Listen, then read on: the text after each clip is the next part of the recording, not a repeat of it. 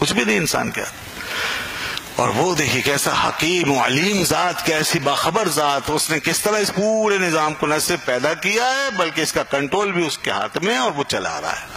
عالم امر کے تحت۔ یہ جو شہد کی مکھی ہے، یہ شہد کی مکھی کا ذرا انداز دیکھیں آپ، قرآن پاک میں سورہ نحل کہتے ہیں شہد کی مکھی کو، وَأَوْحَى رَبُّكَ إِلَى النَّحْلِ، تیرے رب نے اس نحل کی طرف، شہد کی مکھی کی طرف خفیہ پیغام پہنچایا ہے۔ یہ عالم امر ہے، یہ پیغام ہمیں نظر نہیں آ رہا، یہ چیز ہماری گرفت میں نہیں ہے، ہم اس کو کسی بھی آلے سے جان نہیں سکتے، ہم اپنے اسباب کے تحت اس کو نہیں لا سکتے۔ یہ ہے وہ عالم امر۔ میں نے کہا نا ہر خلق کے پیچھے امر چل رہا ہے، تو اب وہ اس عالم امر کا ذکر فرماتا ہے تفصیل کے ساتھ، خلق کا ذکر بھی فرما رہا ہے، امر کا ذکر بھی فرمایا۔ دیکھو کیسے اس کے لیے خلق ہے اور کیسے اس کا امر ہے۔ یہ شہد کی مکھی کو ذرا دیکھو کہ اس کو تیرے رب نے خفیہ پیغام پہنچایا، اوہا ربک الی النحل ان اتخذی من الجبال بیوتا ومن الشجر ومما یعرشون، پیغام یہ پہنچایا کہ تم پہاڑوں میں اور درختوں میں، پہاڑوں میں سے کچھ پہاڑوں میں، کیونکہ من آ رہا ہے نا، اس کا مطلب ہوتا ہے کہیں کہیں، اور اسی طریقے سے درختوں میں سے کہیں کہیں، اور اسی طرح وہ جو چھتوں کے اندر وہ چھپر لگاتے ہیں، ٹھیک ہے نا، تو اس بلیوں میں، ان چھپروں میں، وہاں پر جہاں کہیں کہیں، تو اس طرح تم اپنے چھتے کو بناؤ، اپنے گھر بناؤ، ان اتخذی من الجبال بیوتا ومن الشجر ومما یعرشون، یہ بناتی رہو۔ یہ اللہ نے فرمایا، یہ جگہ اسی نے بتائی ہے، اس کو یہ چھتے بنانے کا سارا کام اسی نے سکھایا۔ اور چھتے کی ذرا انجینئرنگ دیکھیں،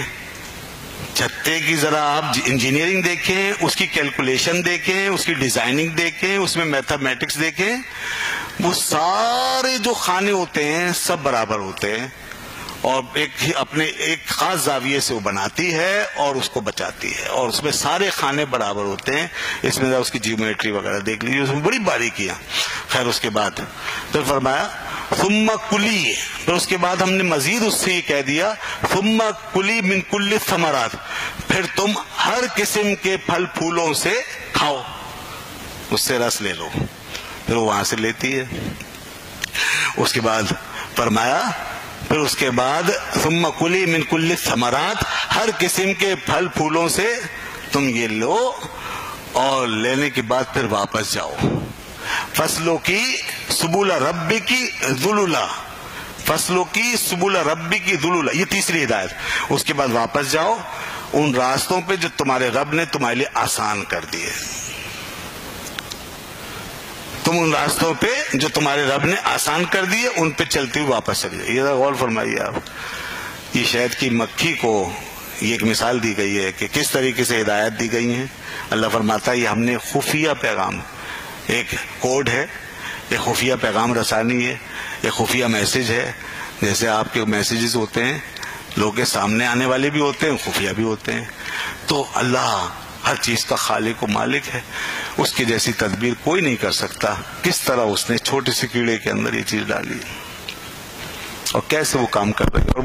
وہ جو شہد بن رہا ہے نا، یہ آپ کے لیے، یہ سارا انتظام اس نے انسان کے لیے کیا ہے تاکہ ہم اس سے فائدہ اٹھائیں۔ یہ شاید دنیا میں سب سے بڑی نعمت، کھانے پینے میں سب سے بڑی نعمت یہی ہے، شاید اس سے زیادہ فائدہ مند چیز دنیا میں شاید ہی کوئی ہو۔ تو یہ وہ چیز ہے جو بنائی گئی اس اہتمام کے ساتھ، اس میں ایک عالم خلق جوڑا ہوا ہے، پھر عالم امر کار فرما ہے۔ تو شہد کو حاصل کرتے ہوئے ذرا اس پیچھے بیک گراؤنڈ کو بھی ذرا دیکھ لینا آدمی، تو بس وہ پھر کیا اٹھے، تبارک اللہ رب العالمین، کتنا برکت والا ہے اللہ جو رب العالمین ہے، یہ برکت ہی برکت تو ہے۔